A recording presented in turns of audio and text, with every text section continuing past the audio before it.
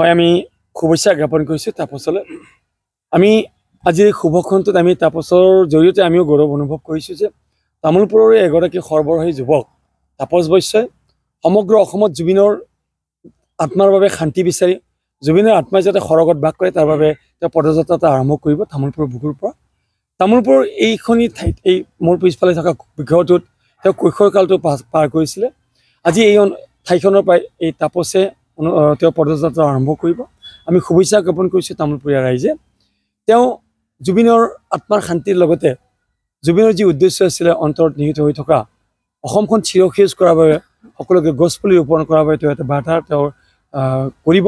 সমগ্ৰ অসমত যাতে সকলোৱে জুবিনৰ নামত একোজোপাকৈ নাহৰ গছ ৰুই তেওঁ নিজেও কৈছে যে তেওঁ প্ৰতিটো মঠ মন্দিৰ প্ৰতিটো ঠাইত তেওঁ নাহৰ পুলি ৰুব জুবিনৰ আত্মাৰ শান্তিৰ বাবে। আৰু আমাৰ তামোলপুৰতো তেওঁ আজি জুবিন গাৰ্গৰ প্ৰতিচ্ছবিত তেওঁ মাল্যাৰ্পণ কৰিলে, বন্তি প্ৰজ্বলন কৰিলে। তাৰপিছতে তেওঁ এডাল নাহৰ গছ ৰোপণ কৰিছে আৰু নাহৰ গছ ৰোপণ কৰি তেওঁ ইয়াৰ পৰাই সমগ্ৰ অসমত জুবিন গাৰ্গৰ আত্মাৰ শান্তিৰ বাবে পদযাত্ৰা আৰম্ভ কৰিব। আমি তামোলপুৰীয়া ৰাইজ হিচাপে গৌৰৱান্বিত নহয়, তেওঁলোক শুভেচ্ছা নিশ্চিতভাৱে জ্ঞাপন কৰিছোঁ। তেওঁৰ যাত্ৰা শুভ নিশ্চিতভাৱে হ'ব। আমি তামোলপুৰৰ ৰাইজ সদায় সততে তেওঁৰ লগত থাকিম আৰু ভগৱানে তেওঁৰ ওচৰত তেওঁক শক্তি প্ৰদান কৰিব। তেওঁৰ যি উদ্দেশ্য এই উদ্দেশ্য সফলমণ্ডিত হ'ব বুলি আমি তামোলপুৰীয়া হিচাপে তেওঁৰ আশীৰ্বাদ কৰিছোঁ।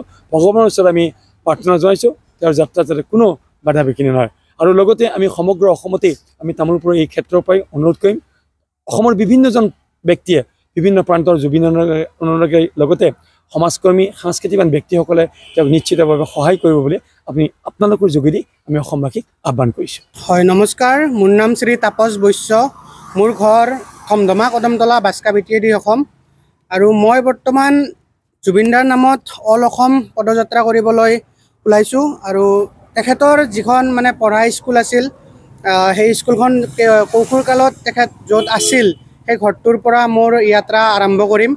তো আজি মই বৰ্তমান ওলাইছোঁ আৰম্ভ কৰিবলৈ। আজি যিমানখিনি পাৰোঁ মই যাবলৈ চেষ্টা কৰিম। বৰ্তমান মই যাম ৰঙিয়াত আজি থাকিম ৰাতিটো। আৰু লগতে মই এই আমাৰ অসমখন সেউজ কৰিবলৈ মই চেষ্টা কৰিম। যিমান পাৰোঁ মই গছপুলি নাহৰ পুলি বা বকুল গছপুলি যিমানখিনি পাৰোঁ মই ৰুবলৈ চেষ্টা কৰিম। আৰু কোনোবা সদায় ব্যক্তিয়ে যদি ডনেট কৰিব বিচাৰে জুবিনদাৰ নামত তেনেদৰে ডনেট কৰিব পাৰে, সেইখিনিও মই একচেপ্ট কৰিম। আৰু এইখিনিয়ে যিহেতু আজি আমাৰ জুবিনদা নাই আমাৰ মাজত, মানে এইটো এতিয়াও বিশ্বাস হোৱা নাই সেইটোৱে।